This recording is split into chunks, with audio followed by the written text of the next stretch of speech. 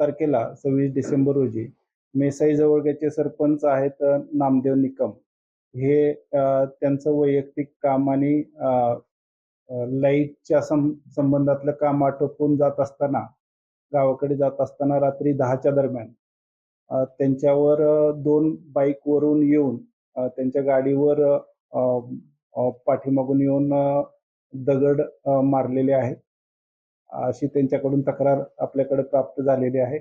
अंडी काचेवर मारून त्याच्यानंतर एका पॅकेटमधून त्यांच्या गाडीमध्ये पेट्रोल सदृश ज्वलनशील पदार्थ टाकलेला आहे अशी तक्रार प्राप्त झाल्यानंतर त्यांच्या तक्रारीच्या अनुषंगानं आपण तुळजापूर पोलीस स्टेशन येथे गुन्हा दाखल केलेला आहे आणि त्या गुन्ह्याचा सध्या तपास करत आहोत.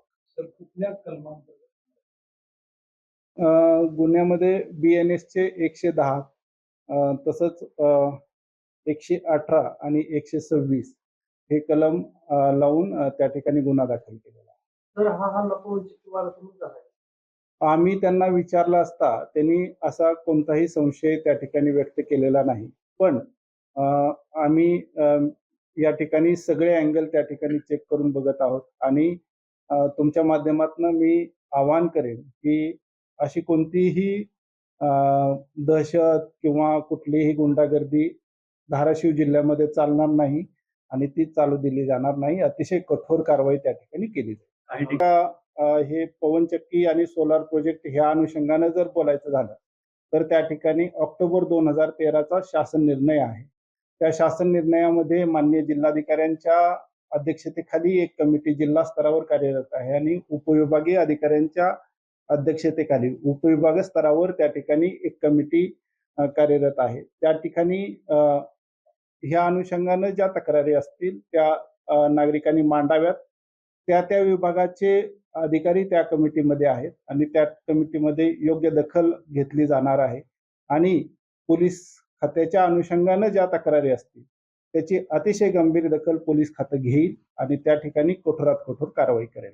आज त्या अनुषंगानेच जिल्हाधिकारी महोदयांकडे देखील एक मीटिंग आयोजित केलेली आहे आणि त्या मीटिंगमध्ये याच्यावर चर्चा होणार आहे. पोलीस संरक्षणाची काय मागणी केली तर मिळणार आहे का कोणी सरपंचांनी?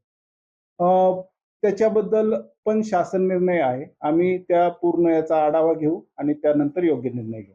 सगळेच संबंध तपासत आहोत कारण त्यांनी संशय तसा स्पष्टपणे कुठंच व्यक्त केलेला नाही, पण सगळ्या बाजू या ठिकाणी तपासण्यात येतील आणि त्या बाजूच्या अनुषंगानं त्या बाबी तपासल्यानंतर ज्या गोष्टी निष्पन्न होतील त्या अनुषंगानं निश्चितपणे कारवाई केली जाईल. मी रात्री तुळजापूर इकडं जवळ येत असताना अचानकपणे 2 टू व्हीलर आल्या, एक लेफ्ट साईडनं एक राईट साईडनं.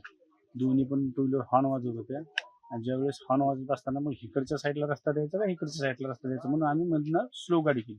जशी गाडी स्लो केली त्या साईडनं दणका बसला, पुढच्या दरवाजाला लेफ्ट साईडचा दरवाजा फोडला आणि त्यातनं लगेच पेट्रोलचे ही मारले फुगे मारून मग आम्ही फास्ट निघालो. पुढं निघता असताना मग अंडे फेकून मारल्यानंतर पुढचं मला काहीच दिसलं. मग माझी परत गाडी सुरू झाली. नंतर गाडी पेटवण्याचा प्रयत्न केला आणि राईट साईडनं पण गाडीला दगड मारले.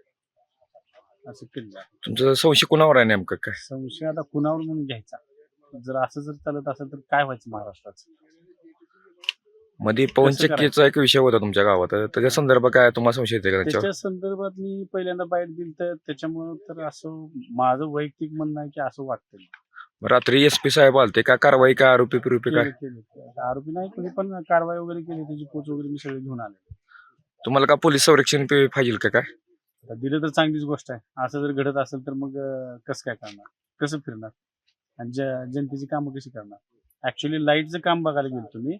गावात दिवसभर लाईट नव्हती. आमच्या गावात शेळ्या चोरीला गेल्या म्हणून मी लाईटीचं काम बघायला गेलो. लाईटीचं काम बघून येताना माझ्यावर हमला.